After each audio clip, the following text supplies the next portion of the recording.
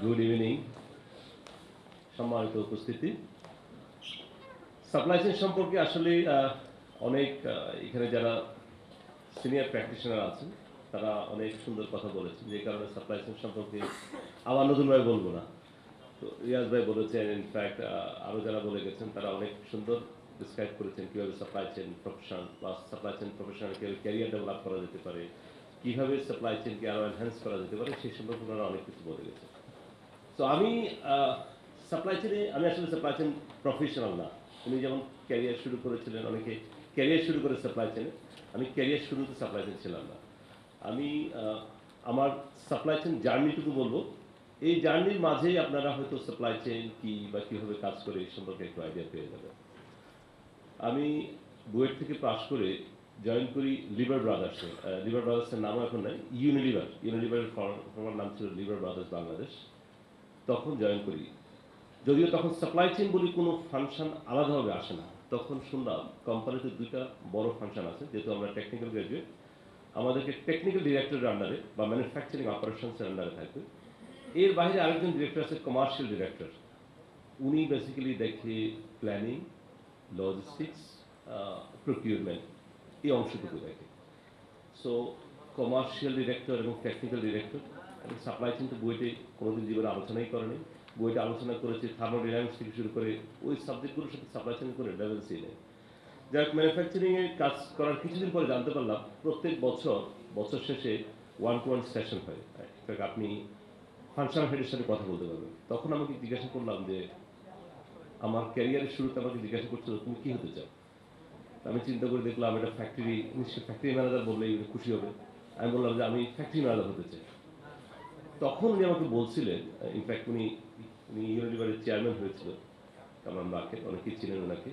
উনি বলছিলেন যে স্বপ্নটা একটু বড় করে দেখার জন্য, বলে ফ্যাক্টরি ম্যানেজার তুমি তোমাকে একটা ফাংশনাল হেড হওয়ার জন্য চেষ্টা করতে হবে। তখন বুঝলাম যে ফ্যাক্টরি ম্যানেজার রোলটা হোল সাপ্লাই চেইনের হেড না, বা সাপ্লাই চেইন প্রফেশনের সাথে এটা ইনফ্যাক্ট আরও এক গ্রেড উপরে যেতে হবে যদি সাপ্লাই চেইন সম্পর্কে জানতে হবে। বাই দ্য ওয়ে জানতে পারলাম যে আমি যেহেতু ইন বিটুইন বেসিক্যালি দুইটা রোল মার্জ হয়ে সাপ্লাই চেইন ডিরেক্টরের একটা নতুন রোল হলো। ইনফ্যাক্ট উনি প্রথম সাপ্লাই চেইন ডিরেক্টর হবেন, আগে টেকনিক্যাল ডিরেক্টর ছিলেন, কমার্শিয়াল ডিরেক্টর ছিলেন। ওয়ান ফাইন মর্নিং হঠাৎ করে আলোচনা করে সবাই বললো যে এখন থেকে সাপ্লাই চেইন ফাংশন এবং সাপ্লাই চেইন ডিরেক্টর একজনই থাকবেন। আমি জানতে পারলাম যে ম্যানুফ্যাকচারিংয়ের বাইরে যদি সাপ্লাই চেইন ফাংশনকে লিড করতে হয় তাহলে আরও দুইটা ফাংশনের স্কিল দরকার হবে। তখন বেসিক্যালি এই ধরনের কোনো ডিগ্রি বা কোনো ধরনের ডিপ্লোমা কোনো কিছু সাপ্লাই চেইন অনেক মানুষ শিখতে, উনি বলছেন ম্যাকেনজি তখন শিখাচ্ছে সাপ্লাই চেইন কী, সাপ্লাই চেইন বলতে কী বুঝি, মানুষকে বোঝানো। ইনফ্যাক্ট অনেক কোম্পানি তো মানতে চায় না, বলে যে আমি প্রকিউরমেন্টে কাজ করি, সাপ্লাই চেইন কী আমার। তখন বললো যে প্ল্যানিং, লজিস্টিক্স, ওয়্যার হাউজিং, এই এখান থেকে একটা ফাংশন প্লাস ম্যানুফ্যাকচারিংয়ের একটা ফাংশনের কোর স্কিল যা ডেভেলপ করবে সেই সাপ্লাই চেইন ফাংশনকে লিড করতে পারবে। তো যাক, আমার তো যেহেতু ম্যানুফ্যাকচারিং রোল, আমার তো ইউনিলিভার বললো যে নো, তোমাকে তো ইউনিলিভার ডেভেলপ করেছে ম্যানুফ্যাকচারিংয়ের জন্য, তুমি কাজ করো।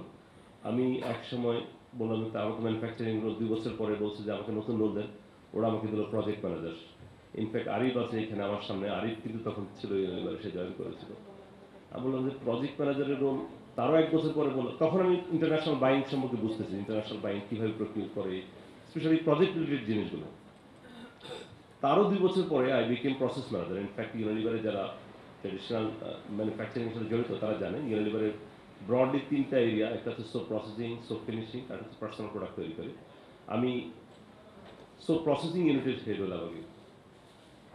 তারপরও আমার সাপ্লাই চেইন যাওয়ার যে ইচ্ছা সেটা আমার কোনো ফুলফিল হলো না, কারণ আমাকে কন্টিনিউয়াসলি এখান থেকে রোল চেঞ্জ করতেছি, কিন্তু সাপ্লাই চেইনে বা এক্সটার্নাল এরিয়াগুলোতে প্ল্যানিং বা লজিস্টিক্সে যাওয়ার কোনো সুযোগ দিল না। তখন আমি ডিসাইড করলাম যে না, আমি আসলে সাপ্লাই চেইনে যেহেতু ক্যারিয়ার করতে চাই, তো সাপ্লাই চেইন সম্পর্কে শিখতে চাই।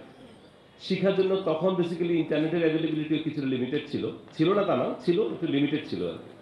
তখন হঠাৎ করে একদিন খবর পেলাম আইবিএতে সাপ্লাই চেইন শিখায়, প্রথম একটা মডেল করলো, 6 দিন ব্যাপী শিখাবে। আমি চিন্তা করলাম যে এই অপরচুনিটি নেওয়ার তো খারাপ হবে না, 6 দিনের জন্য চলে গেলাম, ঢাকায় চলে আসলাম। ঢাকা সেই সাপ্লাই 6 দিনে আর কতটুকু শেখা যায়, এখানে এখন তো মাসের পর মাস আপনারা ট্রেনিং করতেছেন, শিখতেছেন, পরীক্ষা দিচ্ছেন। তো 6 দিনে প্রথম সাপ্লাই চেইন সম্পর্কে একটা আইডিয়া নিলাম। নেওয়ার পরে আমি বাই দিস টাইম কিছু এক্সপিরিয়েন্স হয়েছে যে ইন্টারন্যাশনাল বাইং কাজ করে কীভাবে, পারফরম্যান্স কীভাবে ডেভেলপ করে, টুকটাক আইডিয়া হয়েছিল। তখন আমি চিন্তা করলাম যে ঢাকায় চলে আসবো, যেহেতু ইউনিলিভার আমাকে আর অপরচুনিটি দিচ্ছে না, আমি ঢাকায় চলে আসলাম এবং একটা লোকাল কোম্পানিতে জয়েন করলাম। সাপ্লাই চেইন শিখার জন্য বা সাপ্লাই চেইনে আসার জন্য ইউনিলিভারের সেই স্যাট ক্যারিয়ার ছেড়ে আমি বিশাল চ্যালেঞ্জ নিলাম। এই কারণে যারা বলে গেছেন একটু আগে, সাপ্লাই চেইনে কাজ করতে হলে চ্যালেঞ্জ নিতে হয়। আমি যখন ইউনিলিভার ছাড়লাম, টিপিক্যালি আমার যতটুকু মনে পড়ে 6 মাস আমার ফ্যামিলির কোনো মেম্বার আমার সাথে কথাই বলে না যে ইউনিলিভারের চাকরি ছেড়ে দিয়ে এখন গেছে কোথায় সাপ্লাই চেইন শিখবে। সাপ্লাই চেইন তো কারো বলাও যায় না। বললে বলতে সাপ্লাই চেইন কি, বলতে না এটা হচ্ছে প্রকিউরমেন্ট। প্রকিউরমেন্ট বইটা ছেলে পাস করে পেয়েছে, সে প্রকিউরমেন্ট কি কাজ করবে। তো যাই হোক, সেই 6 মাস কেউ কথা বলে না আমার সাথে, বলে যে না সাপ্লাই চেইন কোথায় গেছে, ঢাকায় চলে গেছে, ইউনিলিভারের চাকরি ছেড়ে চলে গেছে। গেলে তো গেলে, আমার বলছে যে বাইরে চলে যাও, তাহলে একটু লাভ হতো, যে আমার বলা হতো বাইরে চলে গেছে। যাই হোক, আমি জয়েন করলাম আবুল খায়েরে। আবুল খায়ের একটা সিস্টার কনসার্ন ছিল শাহ সিমেন্ট ইন্ডাস্ট্রিজ। যারা জানেন না তাদের উদ্দেশ্যে বলছি, শাহ সিমেন্ট তখন largest cement manufacturing and distribution company ছিল, এবং আমি প্রথম সাপ্লাই চেইন ডেভেলপমেন্ট ম্যানেজার, যার হিস্টোরিক্যাল সাপ্লাই চেইন কোনো এক্সপিরিয়েন্স নেই। বাট আমি সাপ্লাই চেইনের এই চ্যালেঞ্জটুকু নিয়েছি। লজিস্টিক্সটা কত বড় তার একটা আইডিয়া দিচ্ছি। আবুল তখন যেখানে ছিলাম শাহ সিমেন্টে 500 ট্রাক ছিল, ওন ট্রাক। 36 মাদার ভেসেল ছিল, 36 এর মতো ছিল এদের লাইটারেস, 5 মাদার ভেসেল, এবং প্রত্যেকটা সাথে ইন্টিগ্রেট করা, কারণ মাদার ভেসেল যদি একদিন বসে থাকে $20,000 আসবে। সো এই যে ইন্টিগ্রেশনটুকু করা আমার লাইফের সবচেয়ে স্ট্রেসিং পার্ট ছিল, এটা বোঝা। তার ভিতরে ট্রাক ড্রাইভার রাত 12টার সময় ফোন দেয়, কোনো সময় 11টায় ফোন দেয়, কোনো সময় তো নানাভাবে বেসিক্যালি। ইনফ্যাক্ট ফ্যামিলি থেকে সাপোর্ট পাচ্ছি না, সাপ্লাই চেইন শেখার জন্য যেহেতু আমি এই কষ্টের রোলে আসছি, ফ্যামিলি সাপোর্ট করে না, এখন কী করবো। যাই হোক, এটা কন্টিনিউ করার 6 মাস পরে আমি বেশ কিছু ইনিশিয়েটিভ নিয়েছিলাম, লাইক কাস্টমার ভিজিবিলিটি কীভাবে বাড়ানো যায়। ভিজিবিলিটি বলতে যেটা বলতে চাচ্ছি যে একটা বড় অসুবিধা ছিল, সিমেন্টের ট্রাক এই মুহূর্তে কোন জায়গায় আছে এটা ট্র্যাক করা যাচ্ছিল না। প্রথম আমি এটা ইনিশিয়েটিভ নিলাম যে কাস্টমার সার্ভিস ডিপার্টমেন্ট করে বললাম যে আমি ভেহিক্যাল ট্রেকিং ডিভাইস দিয়ে বের করবো যে গাড়ি কোন জায়গায় আছে। এটা সামহাও এমডি কানে গেলে, এবং এমডি খুব পছন্দ করলো। পছন্দ করে বললো যে না, ও তো ক্রিয়েটিভ ছেলে, সাপ্লাই চেইনের এই ফাংশনে না রাখি আরেকটা ফাংশনের ফুল রেসপন্সিবিলিটি দিয়ে। তখন আবুল খায়ের সিরামিক্স ইন্ডাস্ট্রি প্রথম টেক ওভার করে। এটা লুজিং কনসার্ন ছিল বাই দ্য ওয়ে। আমাকে বললো যে যেহেতু তোমার সাপ্লাই চেইন এক্সপিরিয়েন্স আছে, ম্যানুফ্যাকচারিং এক্সপিরিয়েন্স আছে, তুমি ফ্যাক্টরি ম্যানেজার হিসেবে টেক ওভার করো। ওখানে আমি 4 বছর কাজ করেছিলাম।